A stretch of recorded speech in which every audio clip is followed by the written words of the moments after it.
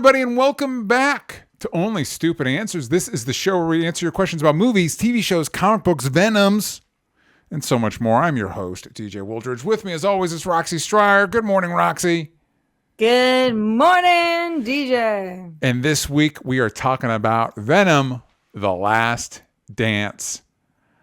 Thank you all for joining us. But before we get into the new Venom movie, is it good? Is it bad? Who is Knull? And why should you care? Oh, we'll explain all of it.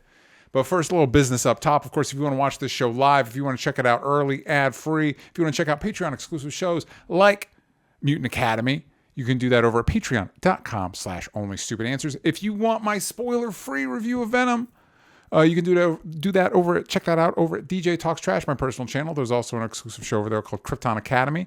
Give it some love.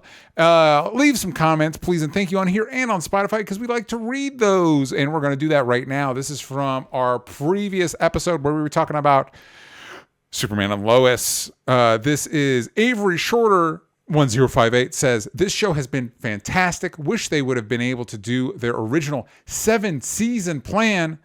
Season 1 and 3 were incredible. I like season 2, but definitely was the weakest of them all, in my opinion. Season 4 has been fantastic so far. Roxy, did you know, because this isn't the first time I'm hearing this, did you know that Superman and Lois, they had a 7-season plan for that show?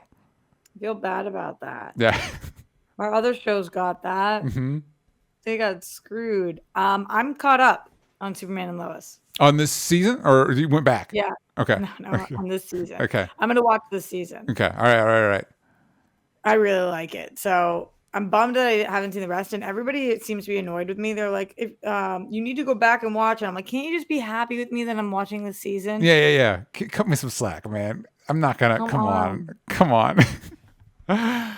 So this might be helpful for you, Roxy. Christopher Garrett 7082 says, if you want this Lex Luthor backstory, watch the last 2 episodes of season 3 because they essentially serve as the prologue to season 4. So if you don't watch the whole season, maybe those last 2 episodes will help fill in some gaps. It is so weird. He's the only part that isn't working for me. Yeah. And I feel very bad about it because the actor is talented, but it's like, man, it is like watching Yellowstone. Mm-hmm. Like it's so off-putting, weird. Like in this, are you caught up? No. Okay. Very tough week this week. Sorry. No, it's okay. You're like, I don't care about your fire alarm. No. I do. It's just been a lot of ups and downs this week. It's all good. Do you care about spoilers on that show at all? No. Okay, so there's a moment where Lois gets a phone call, and it says both of your kids are in danger. This is 3. I did see this one, and she has to choose. Yeah. Right. So in 4, Lex comes and tells Jonathan that she chose the brother. Yeah.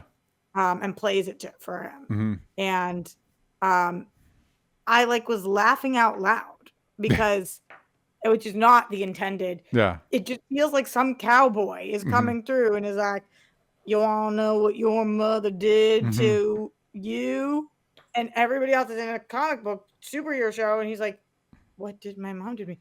Well, let me tell you what it did to you. Yeah. And it's like, it feels so off to me. Yeah. But everybody who has seen the show, I went online. I'm not seeing bupkis for complaints. Yeah. So maybe those 2 episodes really did make a difference. It makes, if you look at the comments of previous videos, some agree with you, some don't. Mixed opinions on that. Oh. Panda. But he's a good actor. He's playing this role well. Yeah. It's just. So you got catching up, little spoilers for Superman and Lois, the final fate of Sam Lane.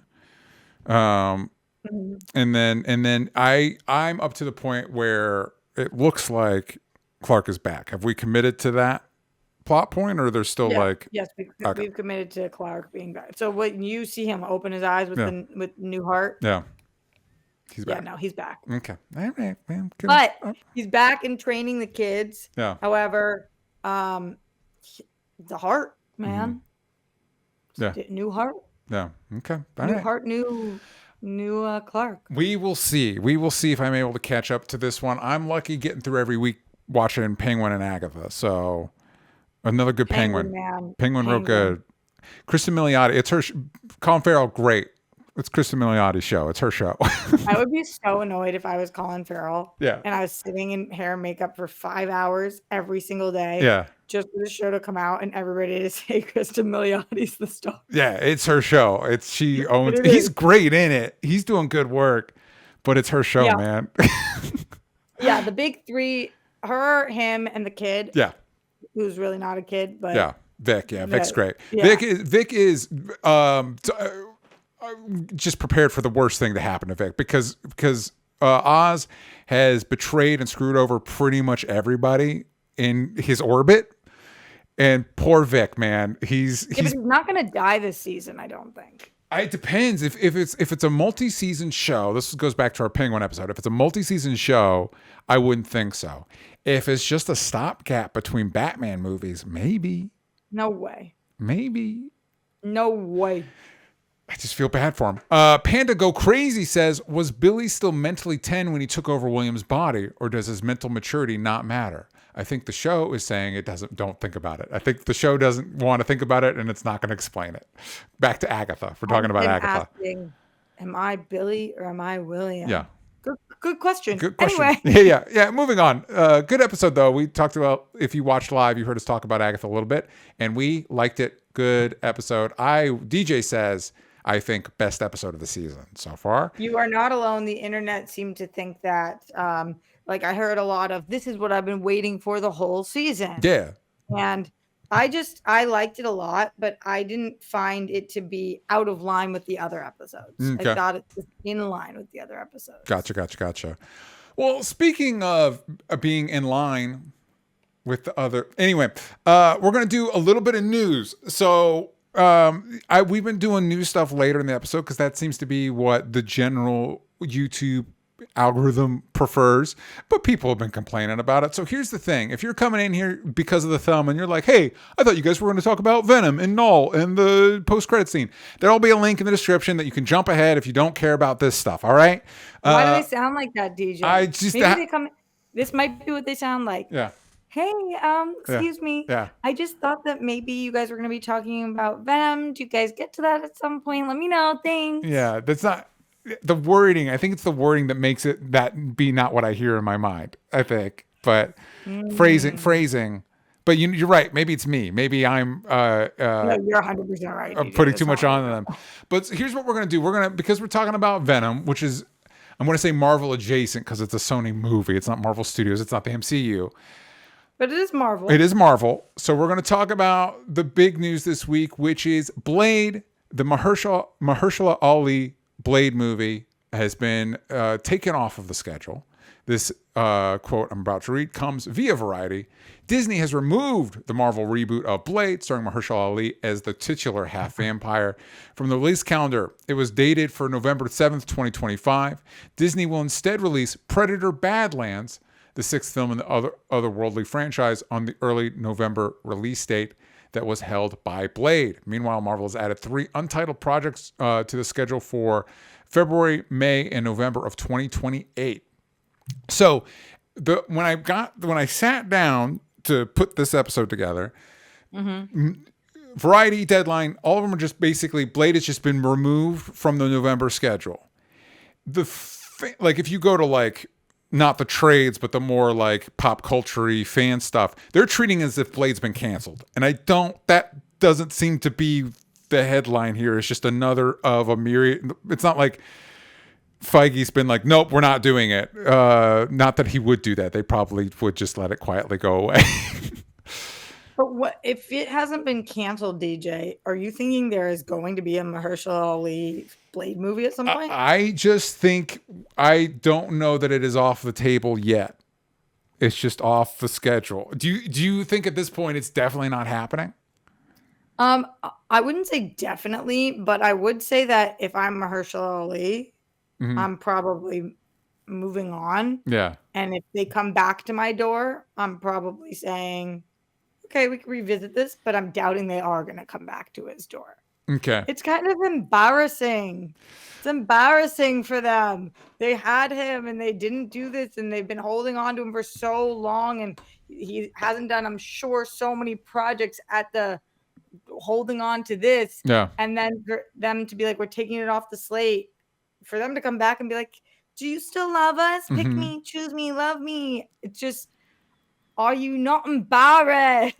Yeah. So Can't picture it. it's interesting to try and figure out what went wrong where, because the reports Okay, what's your best prediction if you bring it down to one thing? Like, obviously, what went wrong was director, timing, other Marvel plans, Marvel failures. Like, of course that. But if you had to narrow it down to one thing that you think is making this go off the slate, what would it be? I think that if I were to put my money down, because you're right, there are a lot of things, and I'm going to go through them to what I was reading before I get to my thing. There are COVID. This was announced pre-COVID, and of course that threw everything in disarray. It's also pre-Marvel. That was at like the height. That was like post-Endgame. We're like at the height of Marvel's influence. Like we can do whatever the fuck we want. Marvel's not quite. It's still, I mean, Deadpool and Wolverine just made $1 billion, but otherwise, there's been some misses, right? Some of the reports are that Mahershala Ali wanted this to be of the same cultural impact as Black Panther, which isn't really what Blade is. And some people are putting it at that doorstep. Of course, we've lost a lot of directors and stuff like that. If I were to like distill it down to what I think the problem is, and I am not an insider, I do not know. But I would say if I was to distill it down to what I think, I don't know. I don't know. But if I were to get, I think it kind of comes down to Marvel's inability, seemingly lack of desirability to just like make a movie. Like, because really it's Blade. Like I've seen people post online, just make John Wick with vampires. Like, what are we doing? Like, that's just do that. Like, it doesn't need to be. And I think there's probably some like, oh, how do we fit this into the multiverse, or how do we fit it into Midnight Suns, or how do we fit it in? Don't do any of that. Let all of that go. don't care about it. Interconnectivity. Yeah, like how does this fit? Should it be R? Should it be PG-13? I don't know, man. Just make a Blade movie with Mahershala Ali. It will make money. You know what I mean? Like, as long as you don't spend $200 million on it. Like John Wick, the first John Wick was like, I just was reading an article, was like 20 million. Yeah, make Blade with Mahershala Ali for like 50 million. Let it be R and let it make you money. I have a question for you. Yes. This is like way out there question. Yeah. Okay?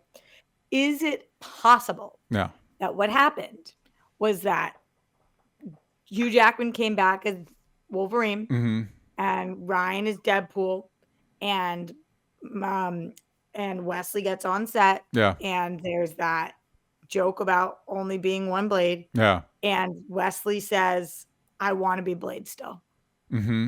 And they're like, okay, we need a beat to figure out how to do this, but it really worked with Hugh.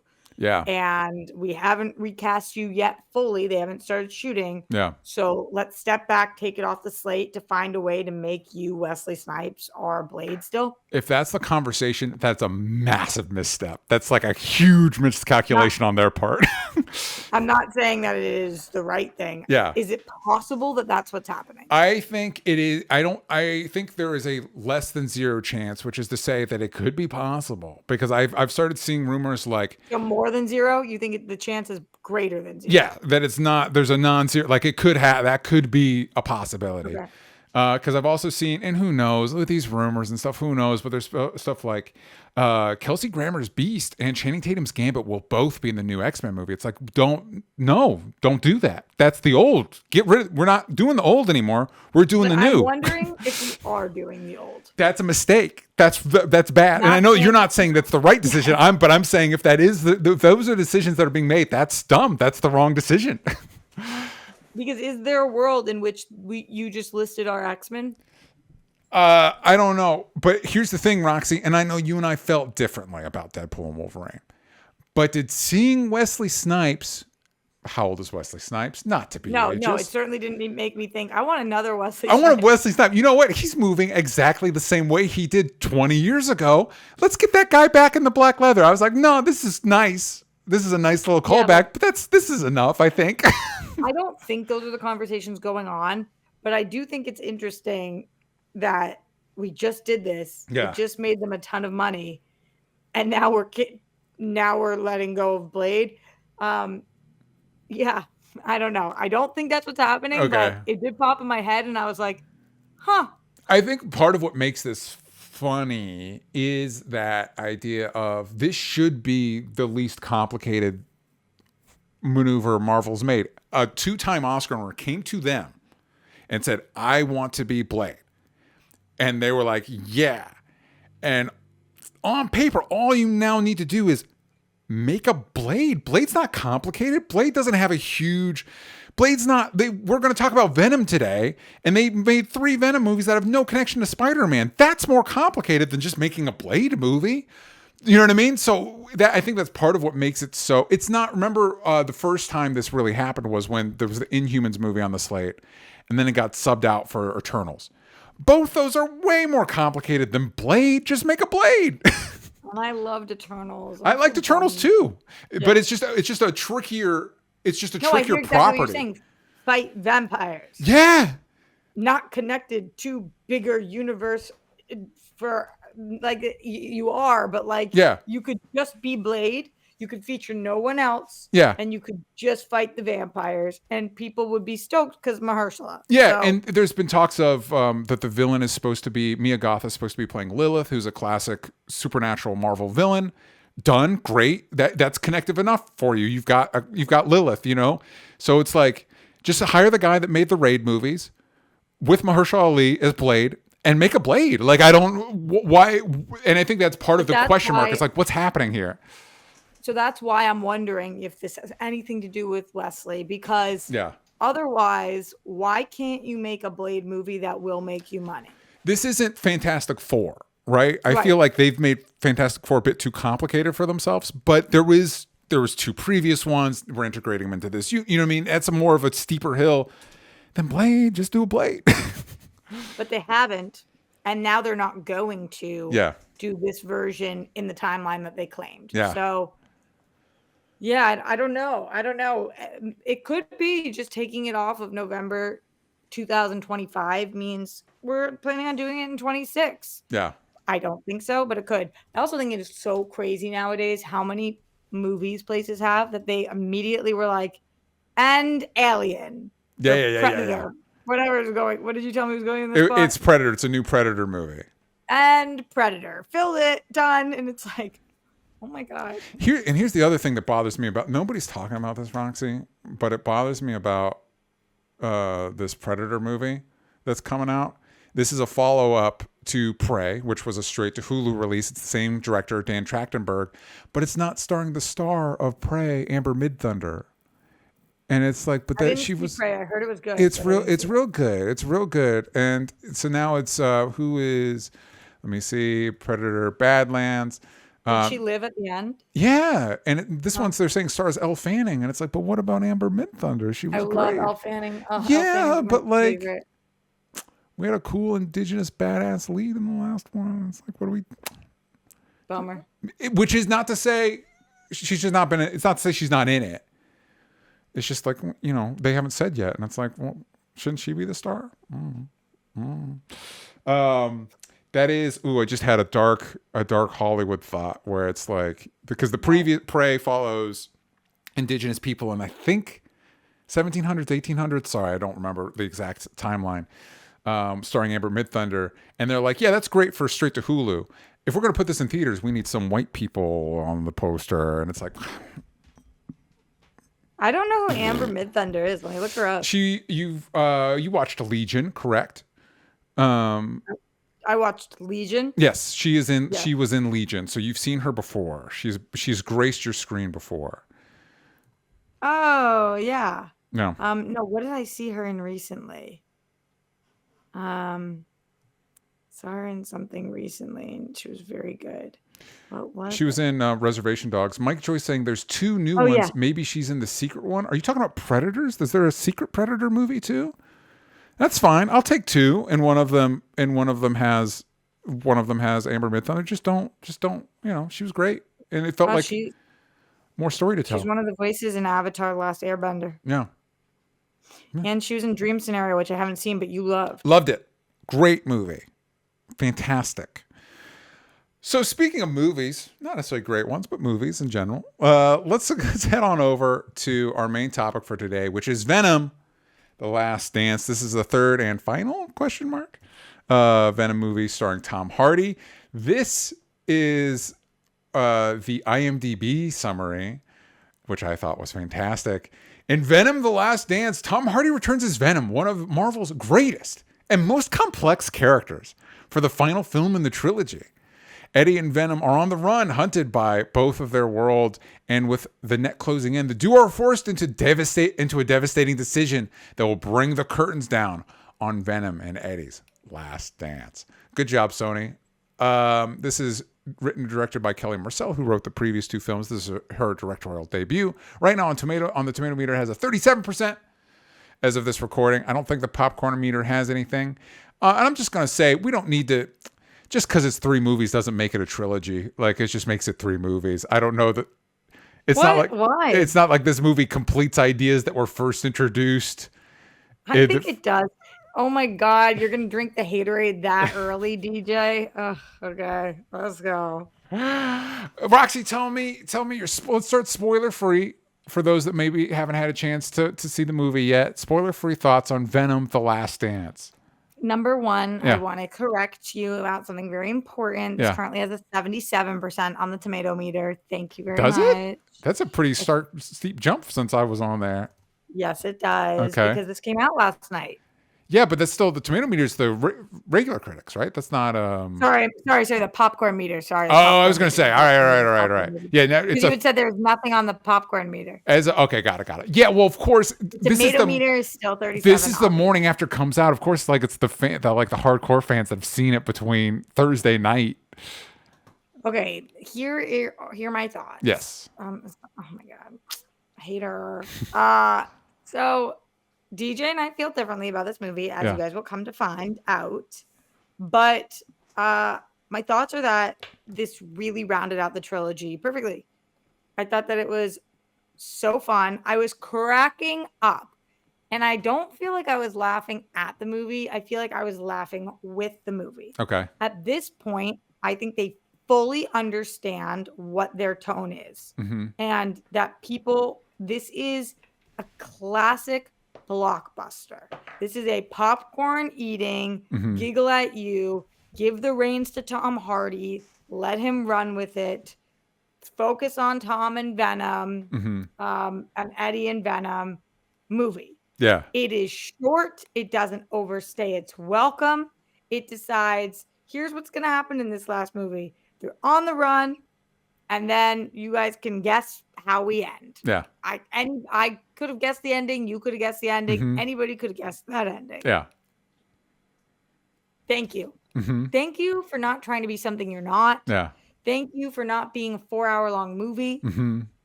Thank you for not trying to introduce every other Spider-Man character in the final movie. And trying to shoehorn in a lot of new characters in the last 15 minutes. A lot? I feel like there was 3. I'll wait for spoilers. Okay. Yeah. Thank you for not trying to make this anything that it was not. Yeah. This was fun. You can tell me that there's a 37 on the tomato meter, but that theater was laughing. Our critics theater was cracking up. Yeah. I go to the movies to be entertained. This movie is entertaining. Okay, here's the thing. As a long-time fan of Venom from the comics, I would like a good movie with the character for one time. One time. But that's not what you thought this was going to be, right? No, because I said this in my spoiler-free review on my channel. If you like the previous Venom movies, I have a hard time imagining you're going to dislike this one because it's the same. They're all the same, and they've decided that this is what Venom is for them. It's a wacky buddy comedy. That's what it is for them. And we're not really going to do anything more with that. You're right. It is blissfully short. And I remember I felt the same way for Let There Be Carnage. It's like, well, hey, at least it was short. at least it was a short movie. Here's the There's thing. nothing worse than a movie that's too long that's like this, and it's like, oh, you guys thought you were a masterpiece. Well, that's the thing. Because we talked about this a little bit when we left the theater. That reminded me a lot of Madam Web when they first introduce her. They introduce her visions by backtracking in the movie and like replaying a scene. I'm like, don't do this. Just keep moving forward. Keep going. I don't want to go back. It felt like when somebody's rewinding a movie that you already hate. Like, no, that's okay. You can just keep trucking along. But here's the thing. Maybe you can help. Maybe we can figure it out. Because if somebody were to ask me, are the Venom movies better than Morbius and Madam Web? I would say on paper, they're the same. I would say they're all equally bad. But the Venom movies are more watchable, and I don't know why. I couldn't tell you why. Is it like, what do you have a theory on what makes them? I don't think they're equally bad, so it's hard for me to answer that So question. what makes this better than, maybe the better question is, in your mind, what makes these better than Morbius and Madam Web? I think this knows what it is, and I don't think that those knew what they were. Okay. I think that those movies took themselves very seriously. Okay. Madam Web took itself extremely seriously. That is true. Yes. Like, it really thought that it was the it girl. Yeah. Like, it was like, whoa. Morbius really did too, actually. Yeah. And Morbius inherently is like a goofy concept, so yeah. that's kind of challenging. Yeah. There's nothing in this movie. Nobody's talking about bat radar in this movie or anything like that. Like, yeah. I feel like this movie is like, it really, really doesn't take itself too seriously, and it doesn't overstay its welcome. Yeah. There's like so many jokes that he makes to himself, even. And I think that Tom Hardy really does set this movie apart. Like, these movies only exist because of him. Yeah. He is full stop Venom. And to what you were talking about earlier, DJ, I think it's completely valid for fans who wanted a different version of Venom. Mm-hmm. I think it's completely valid for fans who wanted a version of Venom that had to do with Spider-Man. Mm-hmm. Those are super valid. Yeah. That's not what this franchise was. Yeah. That's not what these three movies said they would be, and this is not what these three movies were. Yeah. So if that's what you want, that is not what's happening here. Mm-hmm. Yeah. And if you didn't like the first, similar to you saying, if you like the first two, I have a hard time believing you wouldn't like the third. If you didn't like the first two, I have a hard time believing you would like the third. Yeah. Yeah. I don't hate myself watching these movies. You know what I mean? Because I think, like you said, they're short, they're breezy. They don't ask you to think about them too hard, thankfully. Because if you do, we'll talk about it. You and I talked about it at the theater. There's like a major plot point in the movie that the movie just breezes by and like, hold on, what, you can't. Yeah, and you have more knowledge of it. So afterwards, I asked you quickly. I was like, who was, and what was, and you were like, blah blah blah, and I was like, I don't care about that. Never mind. Yeah. We're going to talk about the post-credit scenes. There are post-credit scenes. So specifically, we're going to be talking about the kind of like, for fans of the comics, the big headline is that Knull, who's a big bad from Marvel Comics, a pretty recent one, showed up in this movie. But I think we're good on spoiler-free thoughts. I can give this. Here's my one real critique, Roxy. This is spoiler-free. My one I have real another critique. spoiler-free also. Okay, then I'll say mine, and then you can say yours, and then we can get off spoiler-free. And here's what I think. I think this is truthfully. I think of the criticisms I could throw at this movie, and there are many. I think this one's the most egregious, and I'm being legit. I do think this is the most egregious, and I think it prevents it from being a good capper. Where is Michelle Williams as Anne Wang? Where this was a key part of Eddie's journey as a character, his ex. Michelle Williams was a highlight of the previous movies. And if this is the last dance, and Eddie legit for most of the movie thinks the world's going to end, doesn't reach out, doesn't connect. Well, this is more into spoilers, but there's a whole sequence with Mrs. Wu that I would imagine there's a draft of the script that was originally Anne. You know what I mean? And then a plot point that involves that is baffling in this movie. It makes a lot. If you make that character Anne as opposed to Mrs. Wu, suddenly it makes a lot more sense. So I think I don't understand that last part. We'll get into spoilers, but there's a sequence with Mrs. Wu that is kind of insane. But if you make it instead of Mrs. Wu, it's Anne Wang, Michelle Williams' character from the previous movies, then it's like, oh, that. Oh! I thought you were saying that's what they did. No, I'm saying it shouldn't have been Miss. As great as that actress is and Mrs. Wu is, and she's funny and it's fun to see her. There's a plot point around her that makes no sense. But if you make it Anne, who both Venom and Brock have a deep connection to, I agree. then it's like, yeah. And so it's like that's my real critique. It's like, what if this is the end of it? You got to bring Anne back. You got to mention, they don't even mention Anne. Yeah, I agree 100% with your main critique. Would be my main critique of the movie as well. Michelle Williams is obviously an Oscar-winning, brilliant actress that somehow they pulled up a dumpster truck of money and got her to do these first 2 movies. Don't get me wrong. She's too good for these movies. Right. I'm not exactly sure what happened there. As rumor has it, they had auditioned a ton of people, and then Tom Hardy said something along the lines of, just get Michelle Williams. And they did. Yeah. So that is how we got her. She has been like the heart of the Venom movies. Yeah. If you don't think the Venom movies have heart, then you don't think that. But if you do, which at the end of this movie, the third movie, I did feel a ping in my heart. So to me, they have connected with my heart a little bit. Yeah. But she has been the heart because we see like the wreckage of what it is to be Venom. Yeah.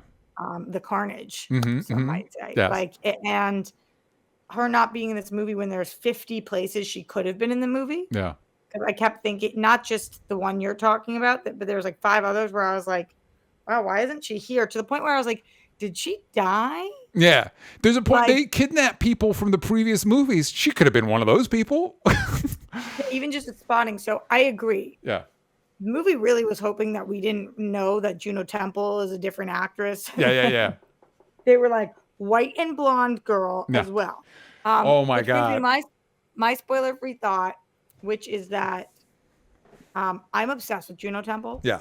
I loved her in Ted Lasso to the point where like she's my most connected. I loved her. Yeah. Loved her in that show. And then I loved her in Fargo. I thought she should have won an Emmy for it. She was out of this world great. And I thought she did a really good job in this movie for what it was as well. Very different tone for her. She does have my least favorite line in the entire movie. Which she has a few clunkers. Which one? And she delivers them all great. She is great.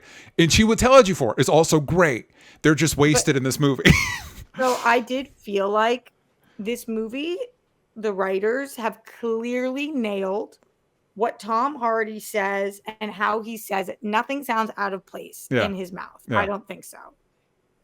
But we had these new characters. Yeah. And they're writing for Juno Temple, and it's not her fault, and it's not even necessarily the writer's fault. They clearly weren't on the same, like, here's how I deliver it. Yeah. I'll just say this as non-spoilers. It's a line about a cockroach. Oh, okay. It comes out of left field, and it turns out it's setting up something, but it's like, who the fuck why are you talking about cockroaches now? What's happening? I was like, what? Yeah. It is the weirdest like statistic about cockroaches that is not part of a scene. Yeah. And she just like shoehorns into a situation that I was like, what? And there's multiple scenes with her and She Would Tell You For where like lines are being delivered, but their like faces are like clearly like they dubbed in stuff. Like this movie's very like hacked together in a lot of ways. But this is a good segue into spoilers. But here's something I like about this movie, Roxy. Can I tell you my favorite line in the movie? Because it comes off pretty soon. This movie begins where the last movie ended in the post-credit scene where Eddie Brock is sucked into the MCU pointlessly, it turns out. And he's sucked back, and they're like, how? We saw in the trailer that She Would Tell You For is grabbing a little piece of symbiote, but that was over in the MCU. Turns out, Danny Rojas exists in both universes. And so there is a Danny Rojas in the MCU, but there's also one in here, and the piece of the symbiote got left here. And when Eddie comes back, him Danny Rojas is amazing. Yeah, because he's a bartender. I don't know. The actor's great. I have it in my. I love the actor, Cristo Fernandez. Great. Danny Rojas is how I was thinking of him too. He's Danny Rojas. It's like I wonder if him and Juno got to catch up on set. Yeah, and they weren't there together. Like maybe in the at the premiere or something. They were like, hey, yeah. But he gets sucked back and. Eddie's first line back is, I'm so tired of this multiverse shit. And I'm like, dude, me too. And I just love, because of, I think this is to your point, Roxy, this is what the Venom movies do well at. Like Sony's like MCU and the MCU's like, no thanks. And they're like, oh, well, yada, yada, never mind. Pretend like it didn't happen. And we're like, okay, I guess it didn't happen. Who gives a shit? And then we move on from there. But for those that don't know, basically Venom is, it doesn't matter. And Let There Be Carnage, shit happened. They're on the run for a crime that they may or may not have committed. Meanwhile, Knull, who is the creator of the symbiotes, and I guess is now, for some reason, ready to break free, sends this creature called a xenophage to chase after Venom, because Venom has the gobbledygook, the MacGuffin, to help Knull get free. It should, because it's so expensive, but I thought this looked good. Yeah, I will say that ratings clearly mean nothing now, because the way the xenophage disposes of people and things is one of the most horrifying things I've seen in a PG-13 movie. It basically wood chippers stuff and their guts shoot out the back, and I'm like, oh, fuck, what? PG? How is this PG-13? Is it because it's CG? Like, what the fuck are we doing? Yeah, I don't know. I don't know, but it did look cool. Fucking Fargo, a person literally gets put in a wood chipper in the Fargo movie. That's R, and it's less graphic than this. Anyway, I did want to point out that the casting for Knull is perfect, because it's Andy Serkis. Andy Serkis directed, not only is Andy Serkis great pretty much all the time, but he directed the second Venom movie. So it's a cool little in-house, keeping everything in the family. Well, what does it mean that Andy Serkis is Knull in the future? Do you want to dive right into the I guess not. We can't. I mean, basically that's the movie. They're on the run. It really felt, I don't know, you were talking about Juno Temple, and I really wanted to bring up, it really felt like the movie wanted to set her up. As far as I know, she's not a character from the comics, but it really felt like, hey, this is our next spinoff, Lightning Symbiote Lady, because when I talked about them shoehorning in a lot of characters in the last 15 minutes, everybody gets a symbiote. And they make a big deal about Juno Temple getting struck by lightning, and then the symbiote she gets has lightning powers for reasons that are unclear to me. Yeah. I before we go to the ending part, I really liked the Reese Ifans family band. Thought that was so fun. I thought that scene was cute. Does it make perfect sense? And like, why did they put it in here? No idea, but so fun. He and the whole family were cute. Yes, Reese Ifans is in it. No, he's not playing Kirk Connors of the Lizard again. The one part that was a bit much is when they finally show up at Area 51, which we learn is being shut down, except Area 55 is underground, except when it's not. They say it's like 5 stories underground, but then people are just like popping, whatever, it doesn't matter. Okay. And then, so this family, this UFO hunter family that Brock befriends, with Reese Ifans playing the dad, show up at Area 51 and just kind of sneak in so that they can be there for the final conflict. And I was like, they didn't even cut the gate. Nope. The gate was open. Yeah. And it's like, I'm willing to give this movie a lot of leeway, because you, as Roxy pointed out, you don't ask for a lot of brain power from me, but this is a stretch. The songs in the truck, in the van. Yeah. Like, speaking of giving the movie leeway, if you have children and you come across a man who is talking to himself, wearing no shoes in the middle of nowhere, I don't think you should give that person a ride. Yeah, not only should you not give that person a ride, but then when you show up to a military base that has signs outside that say trespassers will be shot, maybe don't sneak in with your school-age children, Boy, oh boy, am I glad that they did, because I absolutely loved the car ride. The car ride was like maybe the funniest thing in the movie for me. Yeah. Well, it was the most heartfelt, like short of having Anne back, it was the most, that was clearly the movie trying. And that's the reason they're there in the final conflict, is to add emotional stakes to all of the CG goop that's happening. Do you want to discuss the dance scene? Yeah. So here's the thing. The setup is that, and maybe this was a cost saving thing. Maybe it was to get more Tom Hardy, more screen time without CG.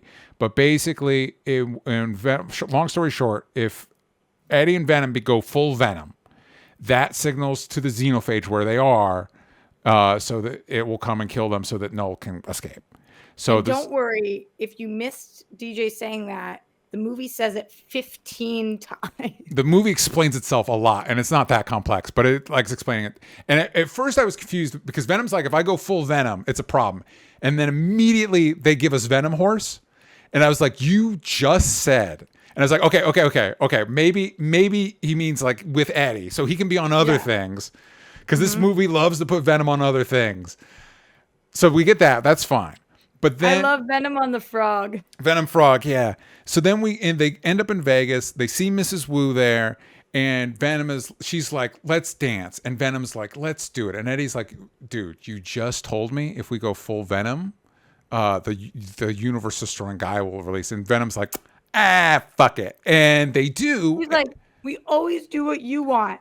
This is the one time in the movie I had to go, that's stupid. I just have to go with it because, oh my God, there were so many other ways they could have like forced them to have to merge because they had to. This because they chose to dance. I was like, what? And it does. The xenophage shows up, starts murdering people. The military shows up too, kind of inexplicably.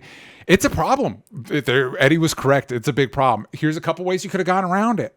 Like I said, instead of Mrs. Wu, as much as we love Mrs. Wu, if it was Anne, I could understand Venom and Eddie being like, listen, the world's going to end. This is our last chance to be with Anne.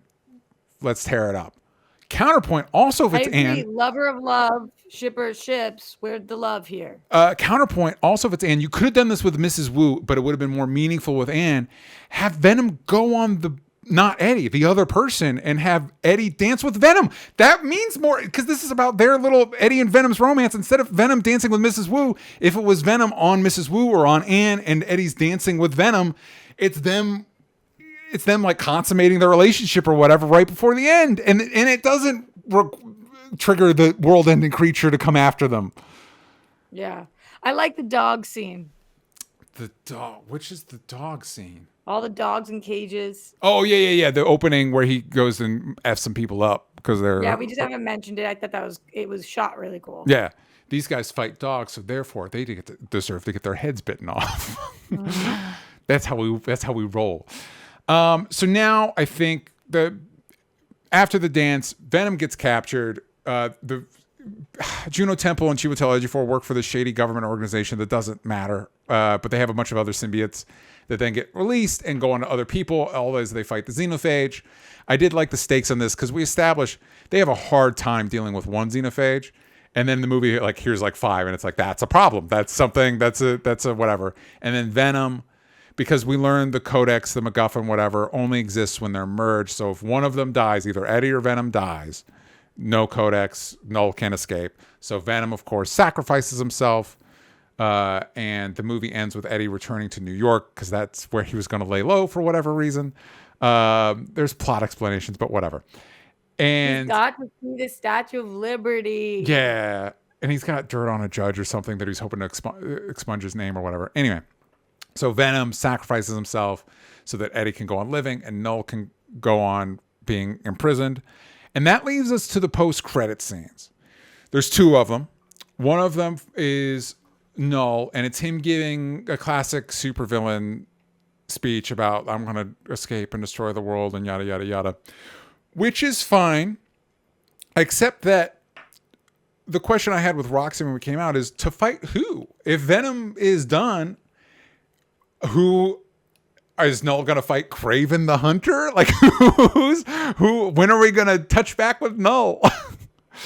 I don't know. People are saying the KRAVEN footage is really good though, which is sure. The director's fine. It could be another one like this where it's like, I don't know that this movie should exist, but it's not unwatchable. Yeah. I don't know because I don't know Knull like you do. Yeah. This was a little confusing to me because I was like, so is Tom Hardy gonna merge with another symbiote? Yeah. Like, what is this a setup for? Well, this leads us to the other post-credit scene and the Roxy's favorite line about what the Juno Temple gets in there about roaches surviving anything. Basically, the exchange is... Did you know that cockroaches have been around for 2.8 million years? Yeah. No, why would I know that? Why did you just say that? Yeah, it's something they're talking about destroying Area 51, and he's like, it'll be nothing but rubble and cockroaches. She adds because they can survive anything. Okay, thanks for that. Yeah, I sure. Like, very obviously, this is going to come back into play because otherwise, why did they make her say that? But here's the part that confuses me. So, and maybe if I rewatched it, which I probably will for Spider-Versity, stay tuned, gang. I'm going to make Sal watch this. He hasn't seen it yet? I'm sure he hasn't. Great. Where we check back in with Danny Rojas, who was imprisoned by the government, and I guess forgotten about until the end of the movie. He escapes the wreckage of Area 51. And then as we pan over the wreckage, a roach climbs over the dirt and goes to a vial. And it's the type of vial we've seen them store symbiotes in. And so I think the natural assumption I had was, okay, we saw them grab a piece of Venom earlier. Venom's going to go on the cockroach. This is how we bring Venom back. But there's like a little electrical jolt, which we only saw with the symbiote that goes onto Juno Temple. And it's like, okay, so what is this tease for then? But I assume I'm just being confused. I'm just being thrown off by the lightning bolt. I'm assuming this is how we keep Venom around. I guess the same way we kept Iron Man around after Iron Man 3. Maybe he'll show up in KRAVEN or Madam Web 2 or Morbius 2. I don't know what Sony's doing. Roxy, what do you think Sony's doing? What do I think was doing? What do you think Sony's doing? What do you think Sony's plan is here? Oh, I have no idea. I have absolutely no idea. Yeah. These movies have worked for them. Yeah.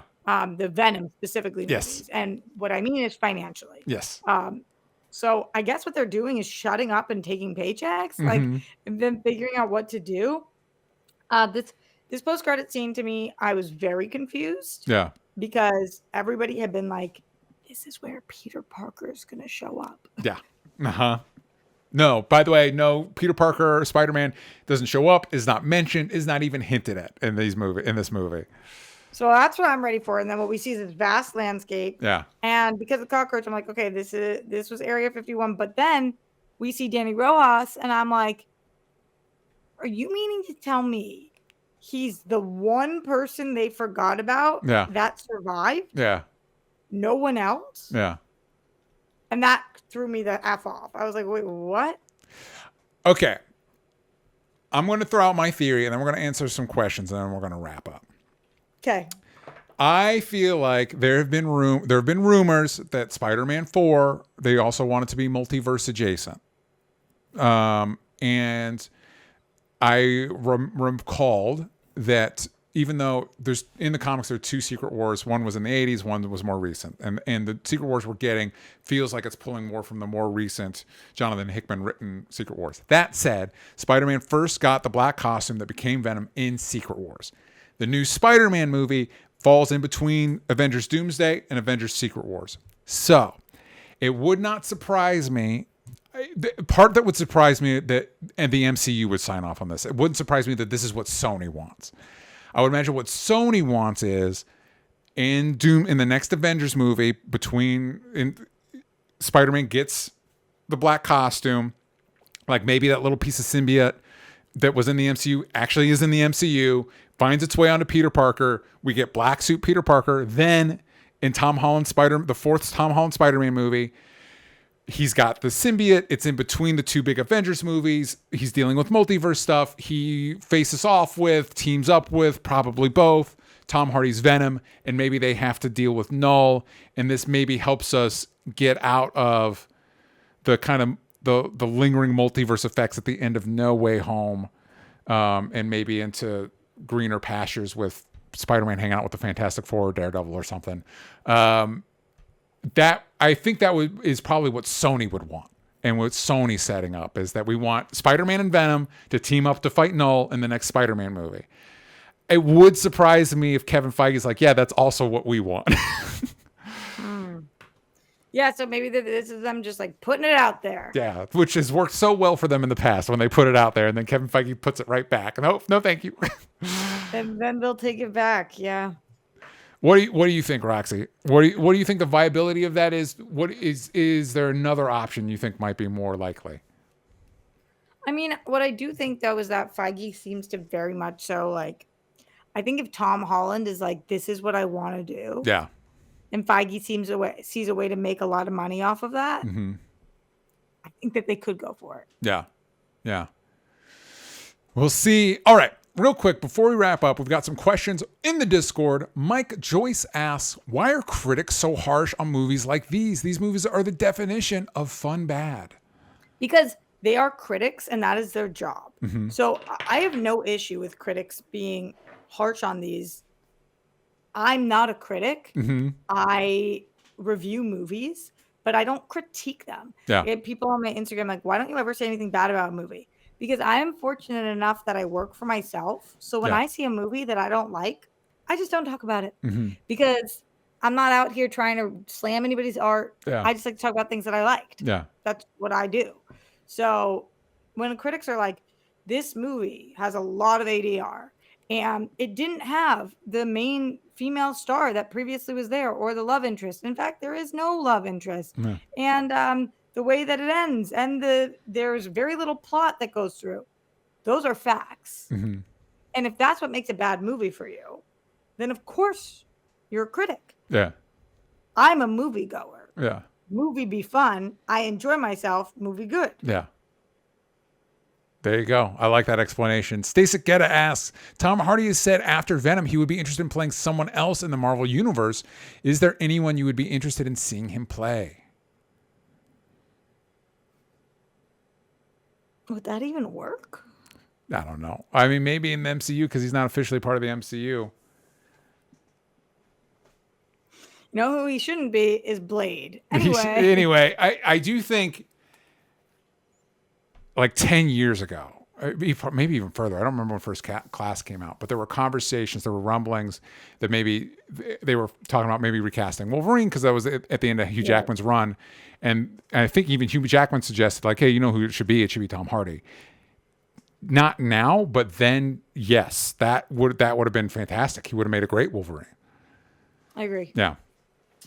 Austin A asks, with the trilogy coming to an end and KRAVEN the only other Spidey adjacent movie announced, what characters do you think Sony will try to make a movie of next?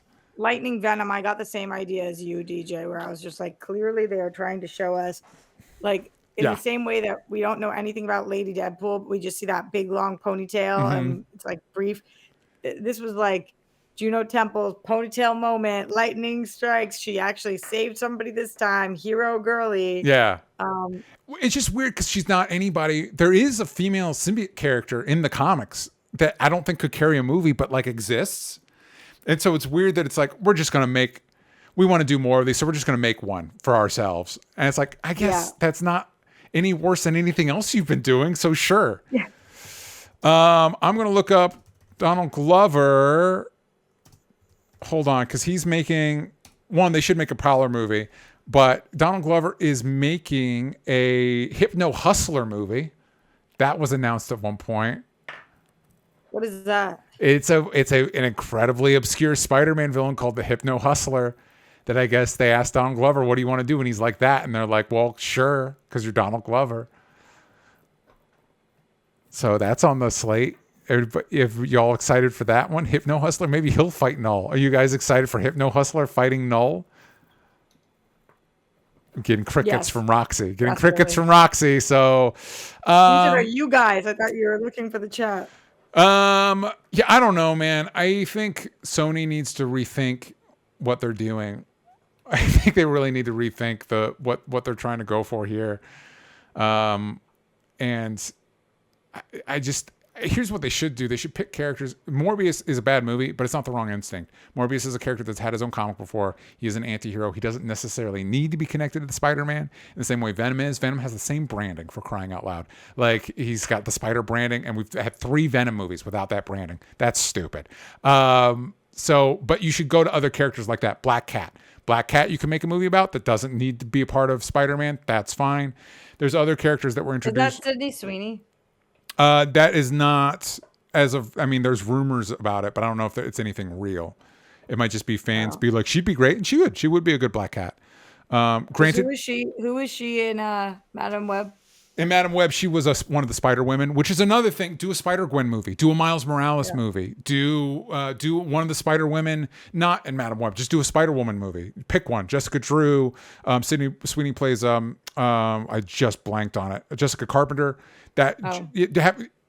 Pretend Madam Web never happened, and just bring Sydney Sweeney back to be that Spider Woman in her own standalone movie. Call it a day. Like those, I think those are your best options.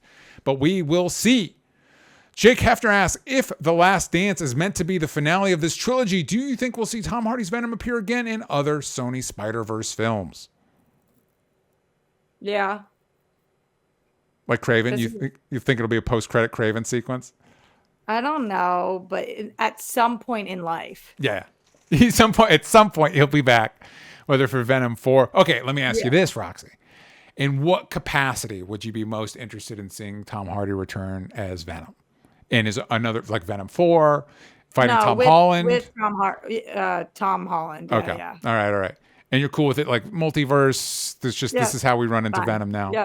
Yeah. Can I tell you who I think would be a really good MCU Venom if we were recasting Venom? Yeah. Alan Ritchson. I think he'd be really good. He is very good, and obviously he's superhero status. He's superhero status. He looks like Brock from the comics because Brock in the comics is fucking yoked. And I think he would play wounded ego anti-hero really well. I think he'd do well in that. Okay. Those are our thoughts on the new Venom movie, kids. Let us know in the comments what you think, if you've seen it, if you haven't seen it, are you excited to see it? What did you think of the previous Venom movies? How, in what capacity would you like to see Tom Hardy return to the role? Venom 4, fighting Spider-Man in a Spider-Man movie. Let us know what you think. Let us know what you think they're going to do with Knull. What's the plan with Knull? Let us know in the comments. Roxy, where can they find what you're working on? Everywhere at Roxy Stryer. You can find me at DJ Talks Trash. Check out my personal channel. You can find stuff like Krypton Academy or my spoiler-free. You can see my spoiler-free thoughts earlier over on my personal channel. Go check that out. You can follow this show everywhere that matters at Only Stupid Answers, but on Twitter/X. Ain't got the vowels from stupid. Seems like a lot of people are going to Blue Sky. Roxy, are you going to Blue Sky? No, I don't think I'm on there. But I've never used it. But I've secured my name. Yeah, same. But I think Twitter's getting increasingly dire. It sucks. Yeah. Anyway, there you go. Thank you all for joining us, and we will see you next time.